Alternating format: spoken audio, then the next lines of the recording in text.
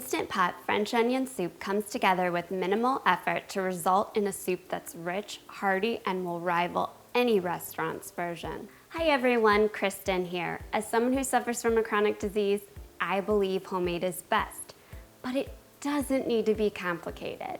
Today I'm going to share with you one of my all-time favorite soup recipes, French onion soup. This soup is full of caramelized onions and rich, nutty flavors, and it's so easy to make using our Instant Pot. So let's get cooking. The first thing we're gonna do is turn our Instant Pot to saute. Then we're gonna add in 1 tablespoon of olive oil and let that heat for 30 seconds to a minute. Once my oil's heated, I'm adding in 4 cups of thinly sliced sweet onions. Today I'm using Vidalia onions. You could use any sweet white onion that you like. I'm also adding in 2 thinly sliced shallots, which are going to add a nice mellow garlic flavor to our soup. And then it's time to saute.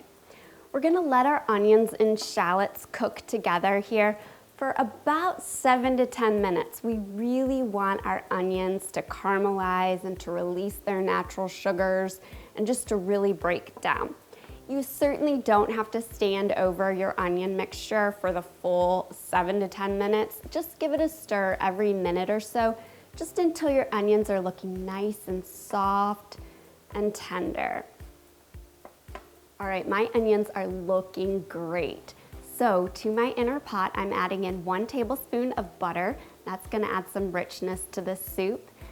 And a 1/2 tablespoon of fresh thyme leaves, which really adds a nice floral, earthy taste to the soup. I'm gonna saute that for just a minute, just to let the butter melt and the thyme to toast up. And now to give this soup a restaurant flair and to really develop the flavors, I'm adding in a 1/2 cup of dry red wine.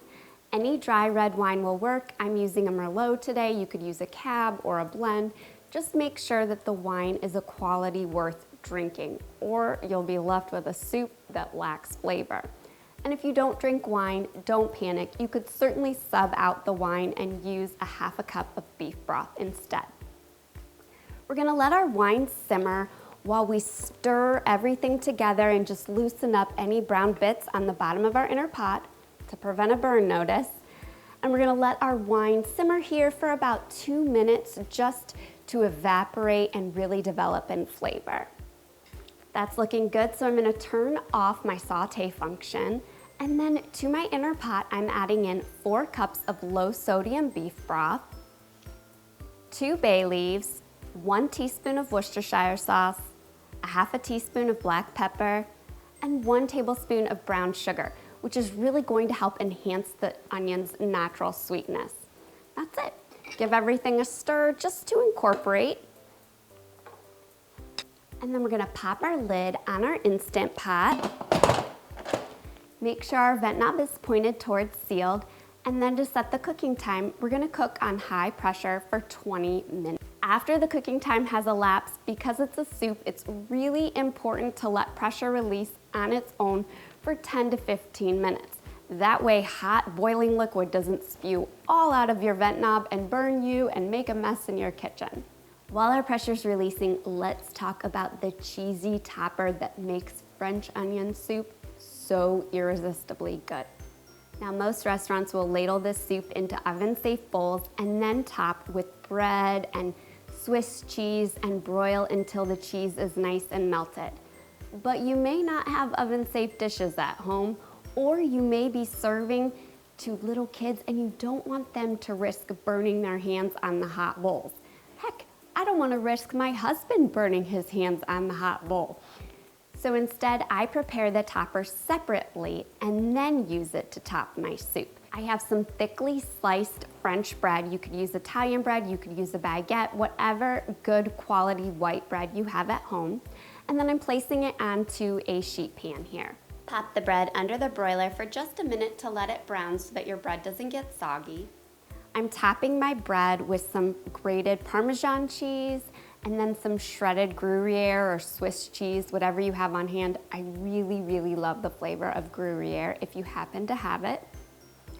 And then we're gonna pop this under the broiler and then remove from the broiler once the cheese is nice and melted. At this point, pressure has been released on our soup, so I can open up my Instant Pot The smell of caramelized onions is so, so good. All right, I'm gonna dish up my soup here.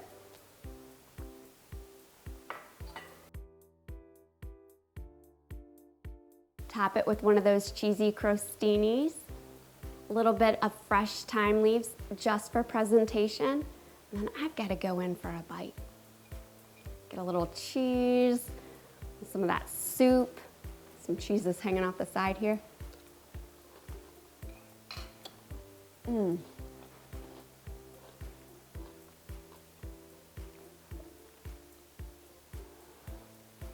telling you, it's so, so good. Seriously, one of my all-time favorite soup recipes.